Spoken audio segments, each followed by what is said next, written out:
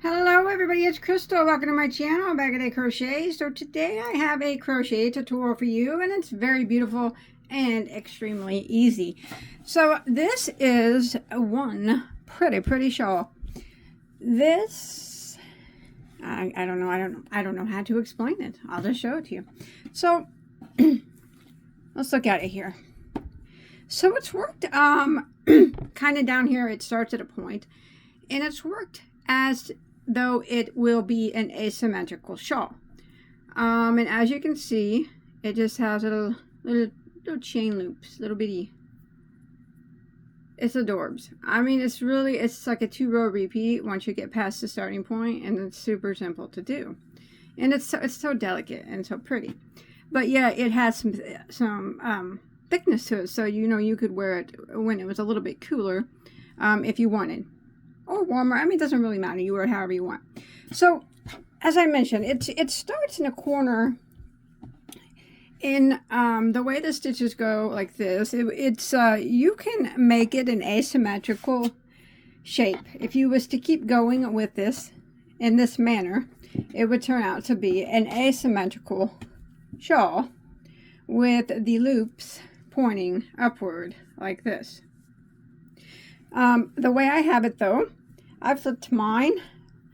If I was to be technical, it would be on its side. So, because this is the straight side that does not increase when you're working an asymmetrical shawl. And this is the long side over here that does increase. But I flipped mine to the non-increase side, so my little loops went at an angle. So isn't that cool? It's so pretty. It's a lot of ways that you can do it. Then that just depends on the size that you want it to be. So me making mine to where the loops go at an angle and not an asymmetrical shape where the loops would go upward. It measures about 56 inches across and about 28 inches from up here to the point. Now remember, you can do yours as big or as small as you want. Please remember though that once when you continue going in the same manner, because it is technically worked at, it's an asymmetrical. I just didn't do it asymmetrical, or I stopped at the point. But if you continue to going, this side keeps growing as this side stays straight. So the more you go, the more asymmetrical it will look. And I love asymmetrical shawls, don't get me wrong. They're beautiful. Hey, I was just running low on yarn. Okay, let's go ahead and talk about the yarn that was used. This is really pretty. It's like little bitty flower buds. Little tiny ones. Alright. Oh, here's the back side. Well, it's not too shabby either. Look at that, nice and clean. Alright. Alright, so that shawl right there was made with Mary Maxim brand, and it's called a Sunrise. It's a 100% premium acrylic yarn. Now, it is, I do believe, a DK weight yarn, so a lightweight number 3. There are approximately 240 yards or 220 meters per ball. Yes, of a lightweight number 3. Of course, you don't have to use this yarn, and you can use any yarn that you want, in any fiber, in any color, and any weight. You just make it as big as you want it to be. That's all there is to it. So if you use a thinner yarn, keep going until you get it the size that you want. If you use a thicker one, you just keep going again until you get it the size that you want. That particular one that you see, the size that I told you, was 5 balls at 240 yards each of a DK weight. And then with the DK weight was a 5mm, an H, which is a 5mm crochet hook. So remember, any weighted yarn you want, it works. Any fiber, it works. And certainly any color you choose. I might recommend though, whatever the hook size says on the yarn. If you want a nice drape, I always recommend going up a full hook size. As you can see, this does recommend a 4mm, and I did jump up to a 5. But that is completely up to you. But let's go ahead and get started on this. Alright, so one more time, as I mentioned, this is worked as an asymmetrical shawl. I just stopped mine as at a point and turned it to where it was not asymmetrical. But if you keep making it bigger, it will turn into the asymmetrical shape. All right. So we're going to go ahead and we're going to start off with row 1 with a slip knot on our hook.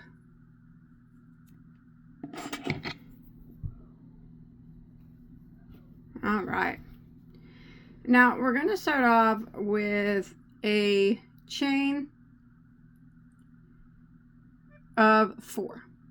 1, 2, 3, 4. And then we're going to work back into the first chain of that chain 4. And in there, we're going to do a double crochet.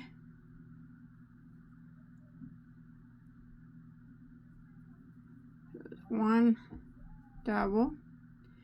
And then we're going to chain 1. And then we're going to go back into the same spot and work 2 more double crochets. 1, and there's 2. All right, and that's going to end row 1. Now remember, this is the bottom point. One side is going to increase and the other side will remain straight. So what we have at the end of row 1 is this chain here, the chain 4, and we worked into the very first. That left us a chain 3. That counts as a double. So we have 2 doubles, a chain 1, and 2 doubles at the end of row 1. So for row 2, let's go ahead and chain 1. Sorry about that. And turn our work. Now we're going to put a single crochet into the very first stitch. That single crochet, or that chain 1, does not count as a stitch. So go into that very first stitch there and single crochet. And then we are going to go and we're going to go ahead and jump over to this chain space right here. So we single crocheted into the first. We're going to skip this double here and we're going to jump into the chain 1 space. And in this chain 1 space, we're going to work 1 single crochet. We're going to make a picot out of a chain 5. So 1, 2, 3, 4, 5, like that. And we're going to come back down and we're going to work the picot. So we got our chain 5 by slip stitching right here into the side of that single crochet, and that forms a little loop there. And we're going to go back into that same chain 1 space and do another single crochet. So in that chain 1 we did a single crochet, we chained 5 and then did a picot, and then we did another single crochet. And then we're going to skip this double here and we're going to single crochet into the last stitch, which happens to be that chain that is acting as a double. So go into the top of that and work a single crochet. And that will end row 2. So now you got a little loop-de-loop here. Okay. Now we're going to start row 3. We're going to chain 1. I don't know why that keeps slipping off my hook. We're going to chain 1 and turn. Now that chain 1 does not count as a stitch. In this very first stitch here is going to be an increase. So this side is always going to be the increase side, all right? And we're going to put 2 double crochets into the very first stitch. There's 1,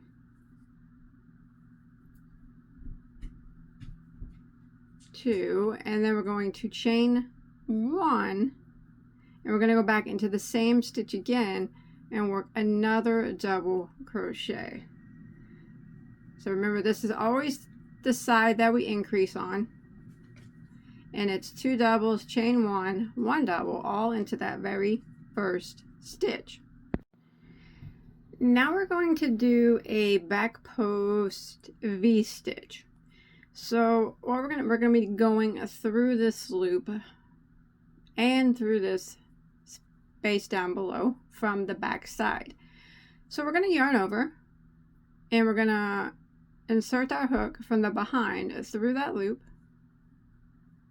and through this chain space right below it, and then you're out the back side of your work.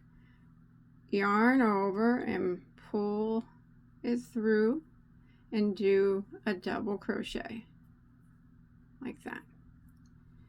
And then we need to chain 1 and do that one more time. So again, we're going to yarn over and we go through that loop like that, right straight down like that, and you're out the back again. If it helps, you can hold that loop down, and then you just grab that yarn and pull it back through the loop, and now you're on the back side of your work again, and then do your double crochet as normal. So there you did a V-stitch there. It's on the back side of your work, and you went through the chain space and the V-stitch below it, or in the chain space below it. And that's how those little poofs are made. Isn't that cute? It's really easy, but don't worry, I'll show you again. Okay, and then we are going to put 1 double crochet into the last stitch. So right here on the end, get 1 double crochet, and that will end row 3. And we got one little, I don't know what you call it, one little cute thing, that little cute thing there. All right, so now we're going to go ahead and start row 4. Row 4, we are going to chain 1 and turn our work. That chain 1 does not count as a stitch. We are on the back side of our work now. We're going to put a single crochet into the very first stitch.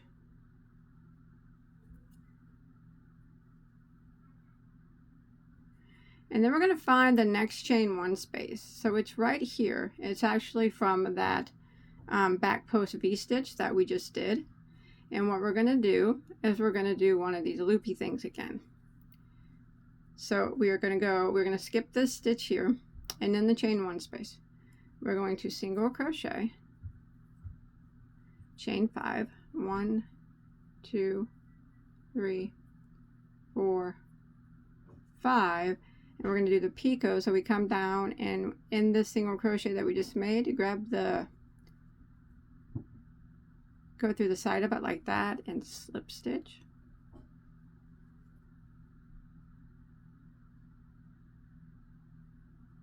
Like that.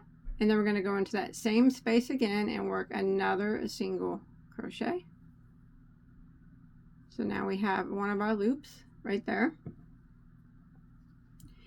And then we are going to find our next chain 1 space, which is right here on the end from where we increased the last round. Remember that we did the 2 doubles, chain 1 and another double, that chain 1 there. So we're going to skip any stitches in between, and we are going to do the same thing into this chain 1 space. So we're going to go and we're going to single crochet, chain 5, 1, 2, 3, 4, and 5, come back down and slip stitch into the side of that single crochet to form the picot.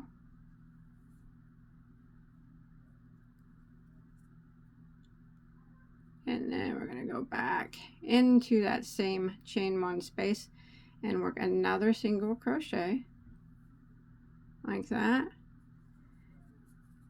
And then we are going to end by putting 1 single crochet into the very last stitch on the end. And that ends row 4. And you got 2 little loops. Now we're going to go ahead and start row 5. We are going to chain 1 and turn our work. Now every odd number row is going to be an increase row. All right, that's where we do our back post V stitches, and we always increase on this row. So row 5, we chained 1, we turned. Now we're going to increase by going into the very first stitch, and we're going to work 2 double crochets. 1,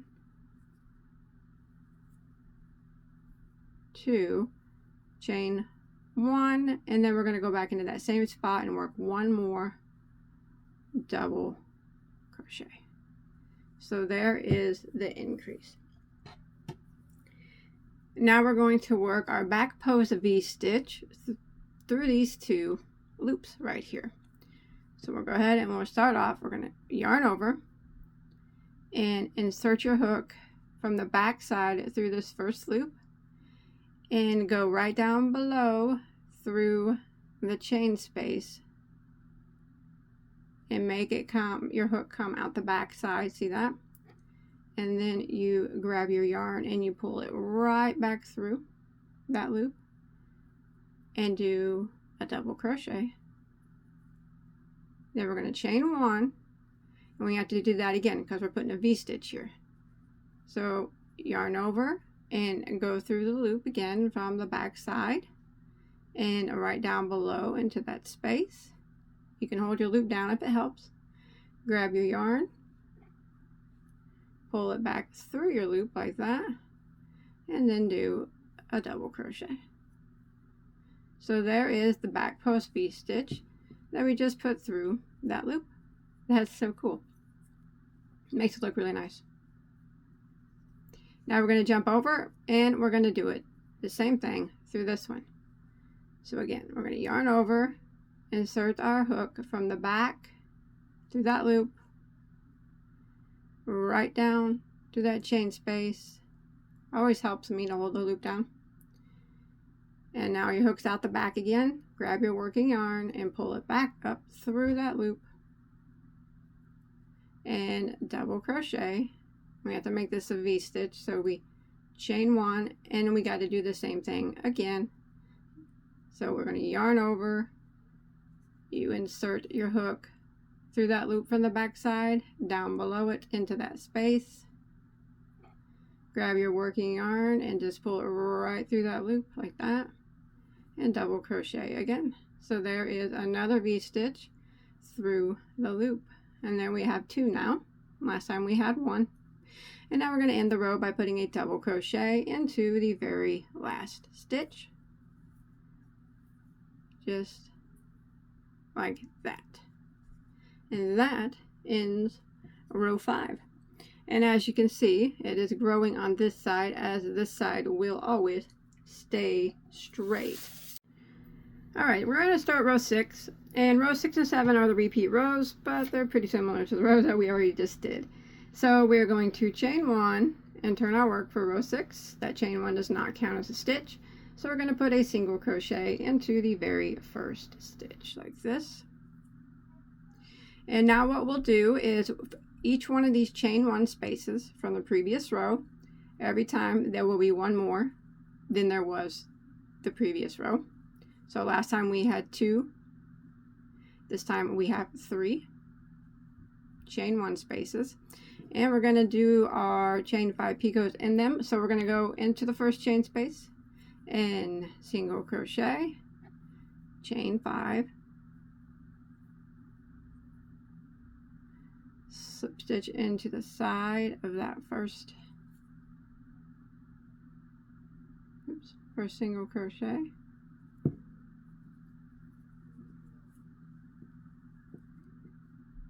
and then go back into that space and do another single crochet. And we're going to do this in each one of the chain 1 spaces until we make it to the end. And like I said, every time you repeat this row, you will always have 1 more chain 1 space than you did the previous row that you repeated. So again, jump to the next chain 1 space, single crochet, chain 5. My gosh, the yarn is slippery. Go back down and slip stitch into the side of that single crochet to form your picot, and then go back into the chain 1 space again and do another single crochet, and then we do it again here at our last chain space, single crochet, chain 5, slip stitch into the side of that single crochet to form the picot, single crochet again into that chain space, and then we end the row by single crocheting into our very last stitch, and that ends row 6. Now remember, that is one of the repeat rows, so every time that you repeat that row, you'll have another loop on your at the end of the row. Okay, for row 7, we are going to chain 1 and turn our work.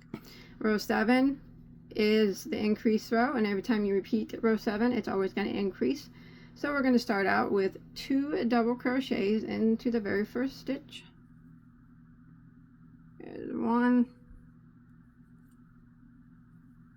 2, chain 1, and go back into that space and put another double crochet. Now we're just going to work our back post V-stitches in each one of these loops, and every time you repeat the increase row, you're going to have another back post V-stitch that you have to do than you did the prior row. So this was our first one, and then you can see this one we had when this was row 5, and then row 7 we're going to have 1, 2, 3. So every time you're going to get another loop. So we're going to yarn over and go through this first loop from the behind, straight down and out the back. You can hold that loop down, grab your main yarn here and pull it back through and do a double crochet. Sorry.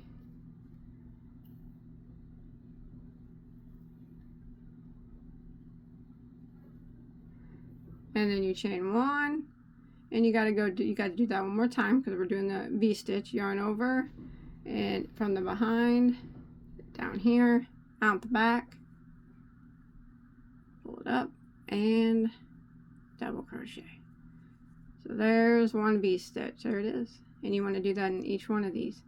So if it makes it easier, you can take your loop and push it down, but you have to make sure that you're going through this space below it too as well. But we're going to yarn over and do the V-stitch. Once I get it through, I think it's easier just to hold it there and do the double and chain 1, and then another double in the exact same manner. Do that same space to complete the V-stitch like that, and then that one's finished. And then we jump to the next one, yarn over from the back, go through, back down. Like I said, after I do that, it's easy to just hold it there, and then go ahead and finish out your V-stitch. So then I double, chain 1, and go into the same spot, and double again, pull it up, and there it is. And then we're going to end the row by putting a double crochet into the very last stitch, and that ends row 7, and that ends the repeat rows. It's rows 6 and 7. And as I mentioned, it's always going to gain when you repeat row 6. You're going to gain another loop than you had the previous row. So when on my next row, I'll have 4 instead of 3. And then when I repeat row 7, which is the increase row, is always the odd number row, you will have another, you'll be going through those poofs, so you'll have another back post V-stitch. But you just keep repeating that, and after a while, it starts to look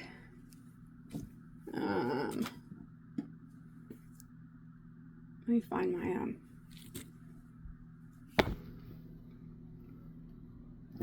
like this. That's very pretty. Looks nice. And you can see that this side is staying straight as this side grows every row. And keeping going in that same manner for ladybug on my desk for as long as you want it to be. And if you make it bigger, mine, it will start to be a large asymmetrical shawl. But what I did was I cut it off when it looked triangular, and I flipped it to make it a triangle shawl. And now my little poofs are going at an angle. But you can do it however you like. And you can make it as big as you want, like I said, or as small as you like. It doesn't matter. They can make a pretty nice cowl too, or make a big, very beautiful wrap. But you can do it however you like. And if you make this, I'd love to see a picture. You can post a picture of it on my Bagoday Crochet Facebook page. And I hope that you were able to follow along okay with this video. It's really easy once you get to going on it. Once you get the hang of that back post V-stitch, and it's a little fiddly, I guess, at first, but it's, once you get it down, you will be whipping this up, and you can end on any row you want. Doesn't matter. But that's it. So I'll see you guys on my next video, whatever it might be. Okay, take care. Bye, guys.